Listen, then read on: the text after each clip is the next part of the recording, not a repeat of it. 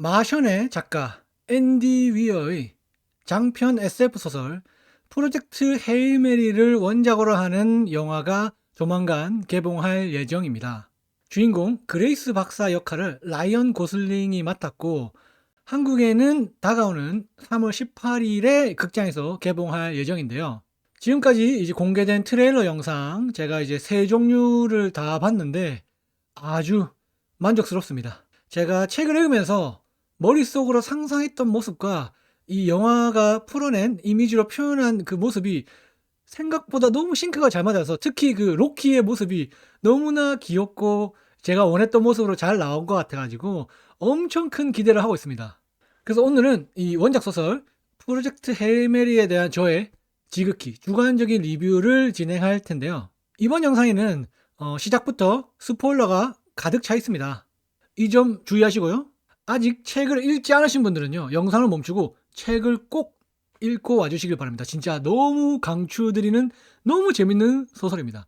제가 이 마션도 정말 좋아하고 훌륭한 소설이라고 생각하는데 제가 이번에 프로젝트 헤일 메리를 두 번째로 읽었는데 이제 딱 마음속에 무게추가 딱 프로젝트 헤일 메리로 기울어진 것 같아요. 마션도 재밌는데 훌륭한데 이 책이 좀 더 재밌는 것 같습니다. 마션을 좋아했다면 이 책을 꼭 읽으시길 바랍니다. 진짜 강추합니다. 그럼 본격적으로 프로젝트 헤일 메리에 대한 리뷰 시작하겠습니다. 아침에는 책들 보고 교양을 먹어야지. 자, 먼저 이 작품 속에 담겨 있는 다양한 그 이스터 에그들이 있거든요. 작가가 뭐 여러 가지 숨겨놓기도 하고 본인 피셜 이제 여러 가지 인터뷰에서 밝힌 이스터 에그도 있는데 여러 가지 종류를 제가 간단하게 소개부터 드리고 시작하도록 하겠습니다. 먼저 이 작품에 등장하는 이 우주선 헤일 메리의 우주선과 그리고 우리 주인공 라일랜드 그레이스 박사 이거 이름 자체가 이스터 에그입니다. 이게 카톨릭 기도문 중에서 아주 유명한 기도문이 바로 이렇게 시작되죠. Hail Mary, full of grace. 이게 이제 원래 뜻은 은총이 가득한 성모 마리아여 라는 뜻이죠. Hail Mary, full of grace에서 grace는 은총이죠. 그래서 이 작가 앤디 위어의 그 인터뷰를 보면 작가가 직접 밝힌 내용인데요. 이 주인공의 성씨가 그레이스인 게 바로 이 기도문 때문이라고 합니다. 즉 보시면 헤일 메리라는 이 우주선 안에 full of grace, 그레이스가 꽉 차 있다. 우주선 안에 그레이스 박사가 있다라는 뜻이죠. 그리고 헤일 메리 자체가 그 미식축구에서 저 멀리 있는 이제 우리 팀원을 향해서 에라 모르겠다고 던지는 샷을 헤일 메리라고 하잖아요. 그것도 사실은 이 기도문에서 온 거죠. 아이고 성모 마리아님 도와주세요. 아따 모르겠다 하고 기도하면서 던지는 그런 샷이기 때문에 그걸 이제 헤일 메리 샷이라고 하는 거죠. 그리고 이제 이 작품에는요 비틀즈 관련된 내용이 굉장히 많이 들어가 있습니다. 우선 직접적으로 언급되는 게 그 헤일 메리 우주선 앞에 비틀즈 4개의 소형 우주선이 타고 있죠. 존, 폴, 조지, 링고 이렇게 4명이 타고 있고 그리고 중간에 연습용 우주선이 나오거든요. 소형 우주선. 그 우주선의 이름이 바로 피트 베스트인데요. 이게 이제 그 링고스타가 비틀즈에 합류하기 전에 비틀즈에서 드럼을 쳤던 드러머의 이름이 바로 이 피트 베스트죠. 그래서 이 모든 것들이 다 이름을 비틀즈의 멤버의 이름을 따서 우주선의 이름을 붙인 것도 있고 그리고 그 그레이스 박사가 지구의 원래 직업이 중학교 과학 선생님이었잖아요. 근데 그 보면 학생 중에 애비라는 학생이 있습니다. 애비. 딱 비틀즈 팬분들은 아시겠죠? 애비 하면 뭡니까? 비틀즈의 1969년도 앨범 이름 애비 로드가 있죠. 그래서 이 애비 로드가 직접적으로 언급되는 건 아닌데 이 중간에 보면 그런 장면이 있습니다. 애비가 할아버지의 목장에서 시간을 많이 보내기 때문에 애비는 말을 잘 탄다 라는 이제 문장이 있는데 이게 한글로 보면 사실은 무슨 뜻인지 모르는데 이게 영문으로 보면 문장이 이렇게 되어 있습니다. 애비 로드 horses. 이 로드가 길의 로드가 아니고 타다의 과거형 로드라서 사실상 정확한 그 길은 아니지만 발음상 에비 로드가 들어가는 거죠. 이것도 이제 작가가 노린 거죠. 에비 로드라는 비틀즈의 앨범명이 자연스럽게 문장으로 들어가 있는 거죠. 이것뿐만이 아니라 비틀즈의 또 다른 앨범도 이 작품 속에 언급되어 있습니다. 그 중간에 보면 남극에 가서 남극 그 얼음 밑에다가 핵폭탄을 여러 개 넣어가지고 터트린 다음에 그 얼음 속에 있는 메탄을 지구 대기 중으로 올려가지고 지구 온난화를 가속시키려는 그런 이제 프로젝트를 진행하는 장면이 있잖아요. 왜냐면 이제 아스트로파지 때문에 태양이 점점 식고 있는데 그 식는 동안에 지구의 온도를 최대한 더 늦게 떨어뜨리기 위해서 고육지책으로 지구를 더 뜨겁게 하는 방법을 이제 선택해서 프로젝트를 진행하는 장면인데, 거기에 보면 이제 수소폭탄을 설치하고 이제 진행하는 과정에서 그 여자 주인공 스트라트가 요런 대사를 합니다. 반복합니다. 황색 경보 상황입니다. 2호 잠수함 관측 상태 확인합니다. 근데 요게 한글로 보면 그냥 이렇게 잘 번역된 문장인데, 이 영문으로 보면 다음과 같습니다. Repeat. Condition yellow. Submarine 2. Confirm observation status. 여기 보시면 중간에 딱 뭐가 있습니까? 옐로우 서브마린이라고 딱 이렇게 붙어 있죠. 이게 바로 비틀즈 앨범 옐로우 서브마린을 이렇게 포함시킨 겁니다. 그래서 이런 비틀즈에 대한 앤디 위어의 사랑, 이 여기 등장하는 직접적으로 등장하는 뿐만 아니라 문장 곳곳에 이렇게 숨겨놓은 이스터에그처럼 들어가 있는 것들이 꽤 많이 있다고 합니다. 그 외에도 다양한 다른 예술 작품, 뭐 영화나 다른 소설이나 혹은 뭐 TV 시리즈 같은 경우에도 여러 가지 것들을 가지고 와서 이 책 속에 꼭꼭 숨겨놨다고 하는데요. 제일 먼저 그 그레이스 박사가 타우세티에 도착한 다음에 그 로키의 함성 블립 A랑 처음으로 조우하는 장면 혹시 기억하시나요? 거기에 보면 로키가 그 자신의 우주선 바깥에 달려있는 그 로봇 팔로 원통형 구체를 헬메리호 쪽으로 딱 던지잖아요. 그러면 이제 그레이스 박사는 그 러시아 우주복 입고 나가서 우주 유영해가지고 그 원통을 딱 붙잡고 우주선으로 돌아와서 원통을 확인하는데, 그 안에 이제 이 타우세티를 찾아왔다. 자기는 이제 에리단이 40 에리단이라는 항성계에서 왔다라는 것을 이제 그 구조물로 만든 이 메시지가 들어있었던 거죠. 근데 요 장면이 바로 또 다른 소설 아서 시 클라크의 라마와의 랑데부라는 SF 소설을 오마주한 장면입니다. 이 소설 라마와의 랑데부는 지구로 날아오고 있는 검은색 원통형의 물체를 이제 지구 인류가 발견하게 되면서 인류 최초로 인공적으로 만들어진 외계 물체를 접하면서 벌어지는 일을 다룬 작품인데요. 이 책 표지 보이시죠? 여기에 나와 있는 이 검은색 원통 딱 뭡니까?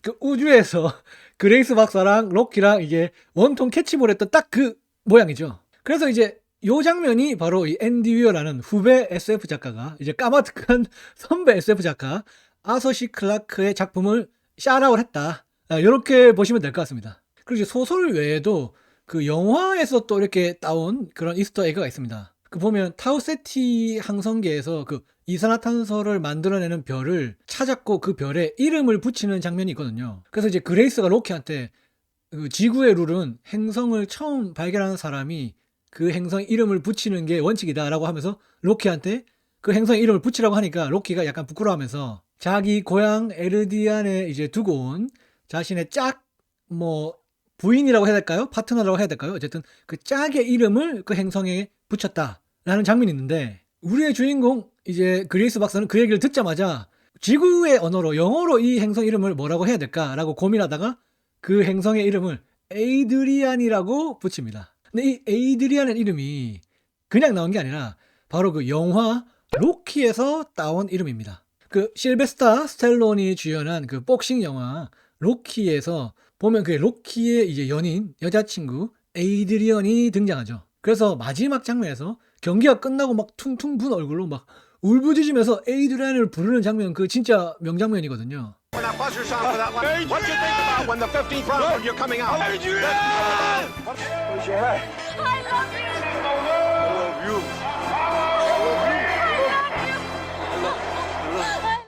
그래서 여기서 따온 거죠. 그레이스 박사가 로키가 자신의 짝이 있다는 얘기를 하자마자 그가 봤던 영화 로키의 그 로키를 떠올리면서 그 행성의 이름을 자연스럽게 에이드리언이라고 붙인 거죠.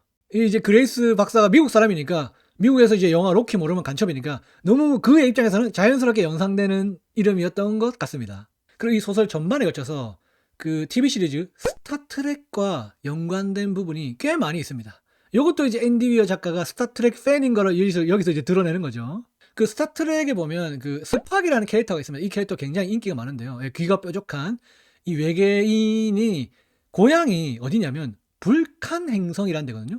스팍의 고향이 불칸이라는 것은 이제 스타트랙 팬들은 다 아는 사실인데, 이 스타트랙의 설정에 따르면요, 불칸 행성은 에리다누스 자리에 위치하고 있거든요. 근데 바로 이 에리다누스가 로키의 고향 포티 에리다니가 바로 이 에리다누스 별자리죠. 그래서 스타트rek의 스팍의 고향이 로키의 고향이랑 겹칩니다. 예.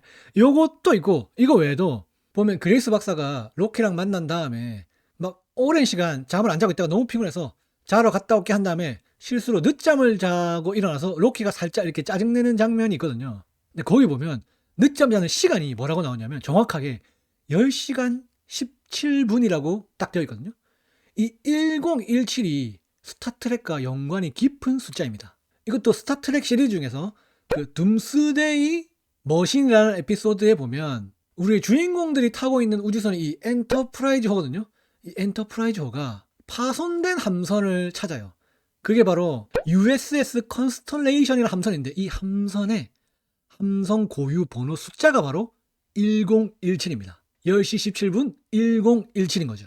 그래서 이 장면을 딱 이제 책을 다 읽고 난 다음에 검색해서 알게 된 다음에 무슨 생각이 들었냐면 이 구도가 프로젝트 헤일 메리의 마지막 장면이랑 너무 비슷하다는 생각이 든 거예요.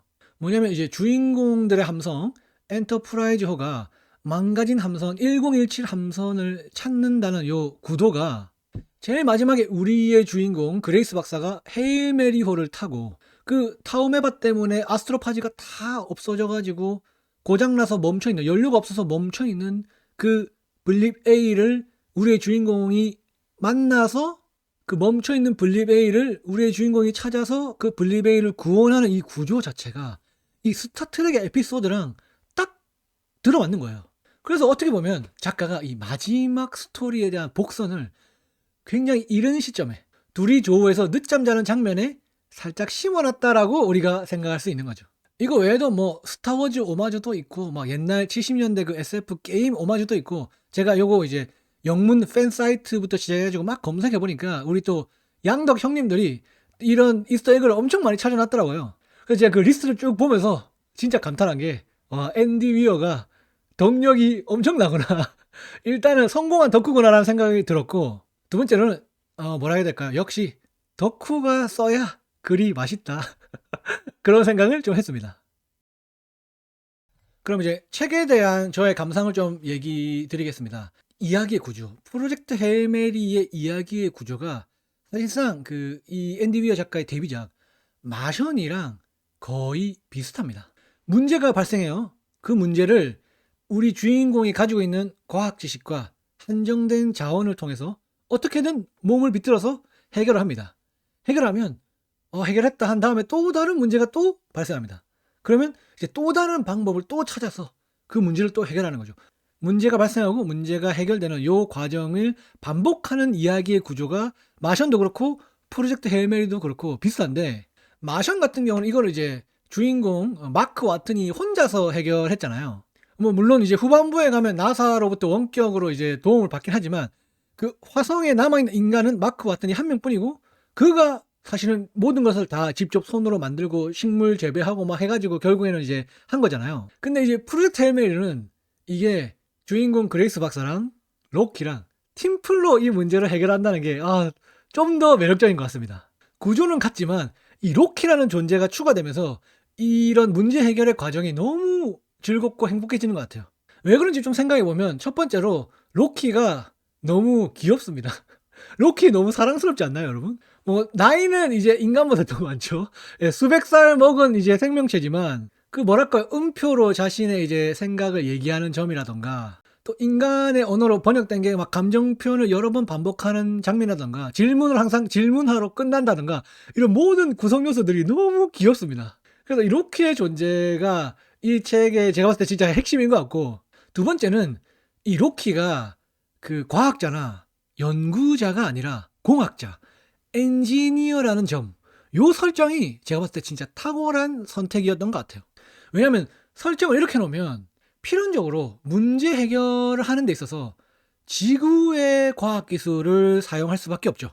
즉, 이 책을 읽는 나, 그리고 여러분, 독자들이 이해할 수 있는 인류의 과학기술을 사용해서 문제를 해결하게 되는 거죠. 그렇기 때문에 뭐 갑자기 막 데우스 엑스 마키나 같은 외계 기술이나 아니면 막 마법 같은 하이테크가 등장해서 문제를 뚝딱 해결하는 방식이 아닌 거죠. 인간이 지금까지, 인류가 지금까지 쌓아올린 과학 지식들 안에서 문제 해결 방법을 찾아서 이걸 해결하다 보니까 이 과정 자체가 훨씬 더 현장감과 현실감을 주는 거죠. 왜냐하면 문제 해결 방식이 충분히 납득 가능하고 충분히 이해가 가기 때문입니다. 그리고 이제 딱 보면서 살짝 무리수가 되거나 아니면 약간 설정 오류다 싶은 거는 이제 기가 막히게 그 LED 안에 공학 기술을 딱 붙여가지고 이제 해결하는 거죠. 그래서 이제 지구의 과학 기술, 우리가 이해할 수 있는 과학 기술과 이 로키의 공학 기술이 결합해서 이 둘이 힘을 합쳐서 문제를 해결하는 과정이 굉장히 큰 쾌감을 줍니다. 이게 단순히 지적인 즐거움뿐만 아니라 그 버디 무비처럼 두 명의 존재가 합을 맞춰서 위기를 극복해 나갈 때 그 오는 그 재미, 이게 이 책의 또 큰 재미 중에 하나인 것 같습니다. 그리고 이제 마지막으로 좀 인상 깊었던 점은 마션이랑도 유사한 점인데요. 문제를 해결할 때 굉장히 한정된 자원이나 재원을 가지고 어떻게든 몸을 비틀어서 인간의 창의성을 발휘해서 그걸 해결하는 과정, 그게 정말 이 앤디 위어 작가의 특징이자 장점인 것 같습니다. 이 프로젝트 헤일 메리에도 뭐 여러 가지가 등장하는데 그중에 딱 한 가지만, 가장 인상적인 것만 꼽으라고 한다면 저는 질소라는 이 물질을 어떻게 활용하는가, 이게 정말 저는 인상이 깊었습니다. 왜냐하면 원래는 이 그레이스 박사가 이 프로젝트 헤일 메리에 타는 게 아니었죠. 원래는 그 마틴 두보이스라는 그 미국 흑인 과학자가 이 프로젝트에 참석을 해야 되는데, 탑승을 해야 되는데, 이 마틴 두보이스랑 그 예비 과학자까지 함께 사고를 당하면서 우리의 주인공 그레이스가 갑작스럽게 이 프로젝트 헤일 메리호에 탑승하게 된 거잖아요. 근데 이게 너무 급박하게 진행되다 보니까 마틴 두보이스의 요청으로 인해서 실었던 짐을 안 내렸던 거죠. 짐은 그대로 들어있었던 거죠. 그래서 이 편도 미션, 이 수어사이드 미션을 위해서 성공하든 실패하든 돌아갈 수 없다는 가정을 하고 이 짐을 실은 거죠. 질소는 편안한 죽음을 맞이하기 위한 물질이었던 거죠. 근데 이게 후반부에 가면 진짜 결정적인 역할을 하잖아요. 죽으려고 준비하는 물질이 두 개의 항성계를 살리는 물질이 되죠. 자신의 목숨을 끝내기 위해서, 편안한 죽음을 위해서 실었던 물질이 태양계와 그 40 에리단위에 있는 수십억, 수백억의 생명을 살리는 물질이 된 거죠. 이런 아이러니, 이것도 정말 제 생각에 굉장히 훌륭한 부분이라고 생각합니다. 자, 그럼 이제 결말 이야기를 좀 해보죠. 여러분은 어떠셨나요? 이 책의 결말 마음에 드셨나요? 저는 정말로 최근에 읽은 소설 중에서 결말이 이렇게 제 마음에 쏙 드는 소설은 진짜 오랜만인 것 같아요. 이 결말을 읽으면서 그냥 뭔가 부족함이 없다, 미진한 점이 없다, 너무 깔끔하다는 생각이 들었습니다. 이제 그레이스 박사는 결국에는 그 이제 비틀즈를 지구로 보내고 그래서 태양계를 구원하고 자기는 죽을 줄 알지만 스스로를 희생해서 블립 A를 찾으러 가죠. 로키를 만나러 가죠. 좌절하고 있을 로키를 상상하면서 자신의 과학적 지식을 동원해서 여러 가지 방법을 통해서 결국 로키의 함선 블립 A를 찾아냅니다. 그리고 그곳에서 타우메바에 막 뒤덮여가지고 고생하고 있는 로키를 다시 조우하는데, 저는 그 장면에서 정말 오랜만에 얼굴에서 물이 줄줄 샜습니다. 로키의 표현에 따라서 얼굴에서 물이 줄줄 샜어요. 책 읽으면서 그랬던 적이 진짜 오랜만인 것 같습니다. 이 그레이스의 마지막 선택이 저는 100% 공감이 됐어요. 너무 납득이 됐습니다. 왜냐? 처음에 둘 다 동료를 잃은 상태에서 홀로 남았을 때 둘이 만났잖아요. 그레이스 박사도 로키도 이 타우세티로 오는 길에 자신의 동료들을 다 잃었죠. 그래서 둘 다 얼마나 외로웠을까요? 하지만 그 둘이 만나서 서로 교류하고 서로가 서로에게 의존하고 협력하고 그래서 문제를 해결했고, 그러면서 그 과정에서 둘 사이에서 우정이 싹 트는 걸 우리가 함께 할 수 있잖아요. 볼 수 있잖아요. 그리고 비단 그것뿐만이 아니라 우리의 주인공 그레이스도 그렇지만 로키는 이타적인 생명체죠. 이 미션에 참가한 것 자체가 이타적이라는 걸 이제 표현할 뿐만 아니라 중간에 그레이스 박사를 구하기 위해서 스스로를 희생하는 장면이 있기 때문에 로키는 이제 더 이상 타자화된 외계 생명체가 아니라 나를 위해, 인간을 위해서 희생할 줄 아는 정말 의미가 깊은 동료가 되는 거죠. 여기에 더해서 로키가 가지고 있는 그 성실함, 책임감, 이런 것들을 보다 보면 로키에게 마음을 뺏길 수밖에 없습니다. 솔직하게 말씀드려서 애지간한 인간보다 훨씬 더 나은 것 같아요, 로키가. 그렇지 않습니까? 그래서 그게 후반부에 가면요. 로키는 더 이상 조우한 외계 생명체가 아닙니다. 나의 동료이자 나의 친구이자 사실상 나의 가족이에요. 로키밖에 없어요. 그래서 그런 로키가 타우메바로 인해서 아스트로파지가 다 없어져서 망망대해 그 깜깜한 우주 가운데서 홀로 남겨져서 좌절하고 있을 그 모습을 상상하면 그 와중에서 뭘 해결하려고 막 뭔가 만들고 있을 그 로키를 생각하면 너무 마음이 아픈 거예요. 진짜 가슴이 미어지는 거예요. 얼굴에서 물이 막 줄줄 새는 거예요. 그래서 자신이 돌아갈 방법이 없지만 그럼에도 불구하고 로키와 그 40 에리다니를 구하기 위해서 블리베이를 찾아가는 주인공의 선택이 저는 100% 공감이 됐습니다. 만약에 나였어도 갔을 것 같아요. 그레이스 박사처럼 했을 것 같아요. 지금 너무 흥분했는데 이제 다시 돌아가서 그래서 결국에는 이제 양쪽 항성계가 다 구해졌죠. 태양계도 구해지고 에리다니 항성계도 이제 그 태양이 원래 온도를 되찾죠. 그럼 이제 그 다음 이야기는 어떻게 될까? 요거는 이제 살짝 열린 건 말인데 이거를 상상하는 재미도 꽤 큰 것 같습니다. 이제 먼저 그레이스 박사만 놓고 보면 그레이스 박사는 이제 뭐 아스트로파지도 만들 수 있고 아직 우주선도 있으니까 식량만 확보하면 다시 지구로 돌아갈 수 있죠. 근데 이제 지구로 가려면 한 8, 9년 걸리는 것 같으니까 지구로 갈지 말지는 이제 모를 것 같아요. 그레이스 박사가 과연 어떤 선택을 할지 저는 잘 모르겠습니다. 저는 50대 50인 것 같은데 진짜 모르겠어요. 근데 이제 이 문제는 좀 차치하고 저는 오히려 이제 지구 쪽을 좀 상상을 해봤는데요. 지구는 이제 그 비틀즈들이 가지고 온 타우메바를 금성에다 이제 배양을 했겠죠? 태양이 정상적으로 돌아갔잖아요. 아스트로파지의 위협을 이제 극복을 했잖아요, 인류가? 그러면 이제 인류에게 뭐가 남습니까? 아스트로파지라는 지금까지 인류에게 단 한 번도 없었던 엄청난 효율의 물질을 보유하게 되는 거죠.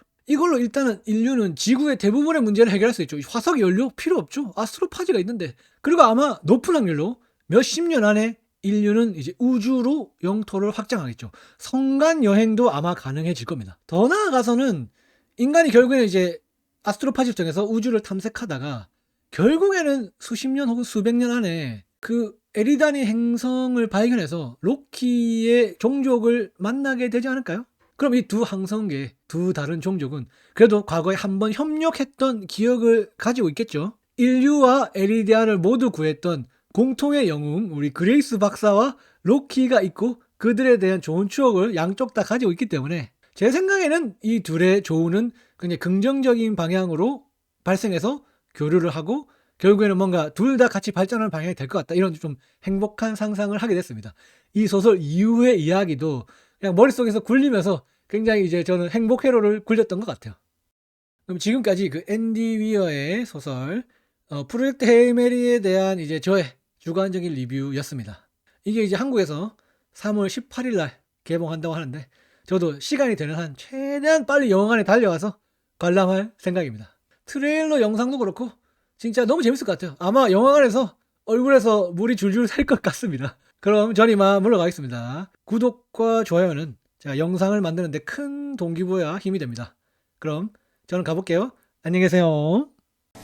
야, 형 갈게. 어? 짠 찬바람이 부는데 스잔 땅거미가 지는데 너는 지금 어디서 외로이 내 곁에 오지를